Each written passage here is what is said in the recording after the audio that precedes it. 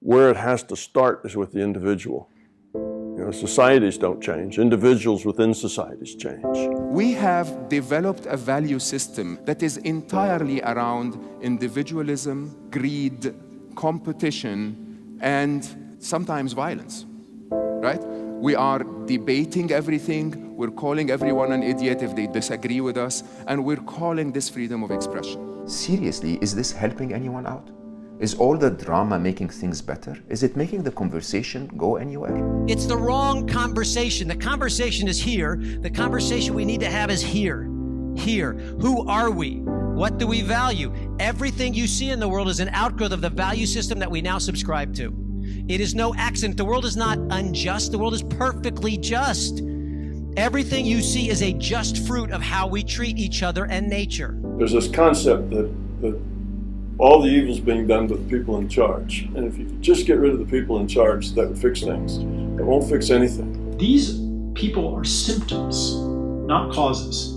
And just like in our medical system, we focus way too much on the symptoms. Like, what turns somebody into a corrupt politician? What turns somebody into a heartless executive? How does a beautiful baby who's playing turn into somebody like that? When I was trying to understand the addiction to power, I looked at some of the most powerful people in history.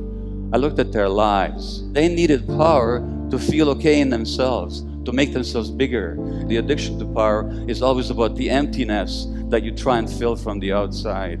How can you possibly point a finger when you're doing the same thing at a different level, maybe, because you don't have access to these resources, but you're still doing it? Manipulating the world out there, controlling the world out there, so you don't have to face your fears, you don't have to face your insecurities. We act like that, they act like that.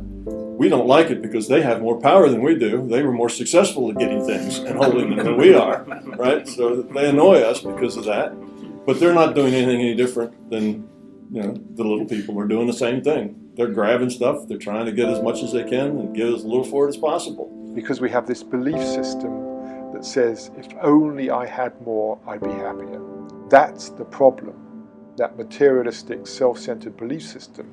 There's times when it's true. I mean, if you're hungry, food definitely makes you feel better. If you're cold, adjusting the temperature makes you feel better. But if you have 2.5 pounds to buy a coffee, you're richer than 2 billion people on our planet today. Okay? If you have clean drinking water, you're better off than 786 million people who don't have drinking water. If you can walk the streets freely, there are 30 million modern world slaves. There is so much in your life and mind to be grateful for. But while we sit on the cushion of advantage, let's not fall asleep, right? Let's always be looking to see how can we expand this so that others can share in the bounty. Because there's absolutely, Gandhi said it, so many of our leaders, there's plenty for the need. There's not enough for the greed. If the 10% of us who are living comfortably decided to operate from a space of how can I make the 90% live better, everything would change. I am my brother and my brother is me, right? I can't be what I ought to be until you are what you ought to be. Because if you're not what you ought to be, I'm going to walk down the street and my two girls are going to walk down the street and we might get robbed because you're hungry. I can't be fully free until you're fully free. We are tied in a web of mutuality. That's the physical fact that Martin Luther King saw. Deep down inside us, we're all the same. We all want the same thing. Peace, happiness, contentment, and we all want love. We all want to be loved or to experience love. It's a fundamental thing. And so when we recognize we're already one in that way, everybody I meet, whatever they are, whoever they are, whatever they're doing, ultimately they want exactly what I want. If we can interact knowing that and trying to give that to each other, then I think that's what helps the world change. We're not going to generate a kinder, gentler, more loving society until we become kinder, gentler, more loving people. And there's no way you can force anybody else to be kinder and gentler. The only person that you have any control over is yourself. So it's the work that you came here to do anyways.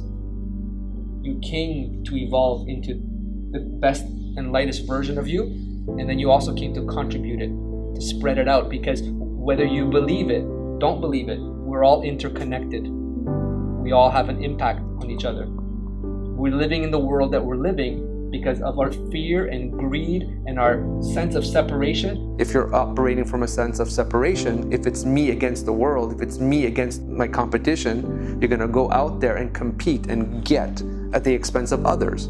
It's not how nature works. It's not how life thrives. How biological systems thrive in the long run is through cooperation in every case. When they get overly competitive, they die off or they adjust their behavior to become more cooperative. That's the history of single cells, etc. It's a history of nature. But nature's at 4 billion years to work it out. We're 175,000 years old. We're here on the evolutionary scale. And we're at a point now where we're talking to each other. When you see systems that communicate at a much more effective and efficient rate, that means it's time to reach a new level of awareness. So we're either going to reach that level or we're going to go the fate of many civilizations before us, and we're going to die off. The choices you make may influence the future of life for the next 1,000 years. You could think of that as a burden, but I think of it as something quite different than that. We're living at a time where our lives are ennobled by that responsibility.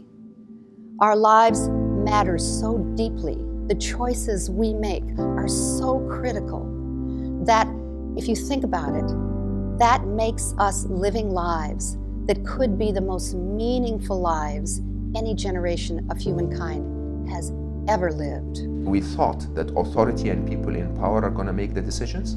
No more. It's all up to the wisdom of the crowds. If you and I change, and 1 billion people change, we're going to set the tone. What is the tipping point for these changes? I think the tipping point is you. You, very specifically you. You. Do you know what I mean by that?